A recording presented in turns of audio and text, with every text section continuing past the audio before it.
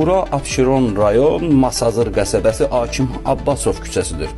Bu küçənin bir istiqamətindən Şollar su xətti keçir. Məhz ona görə də həmin ərazidə tikinti işlərinin aparılması qadağandır.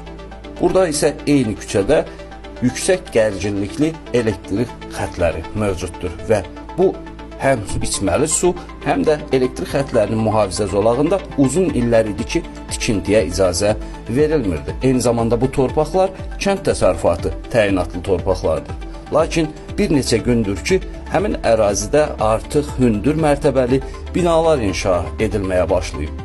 Maraqlıdır ki, məsələ ilə bağlı Abşeron rayon icra hakimiyyətindən sorğumuza cavab verən olmadı.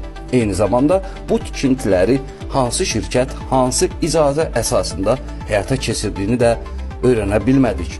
Maraqlıdır, həm kənd təsərrüfatı təyinatlı torpaqda, həm Bakının əsas içməli su təminatı xətlərindən biri olan Şollar suyu kəmərinin yaxınlığında, həm də yüksək gərginlikli elektrik xətlərinin yerləşdiyi mühafizə zolağında tikinti işləri həyata keçirilirdi.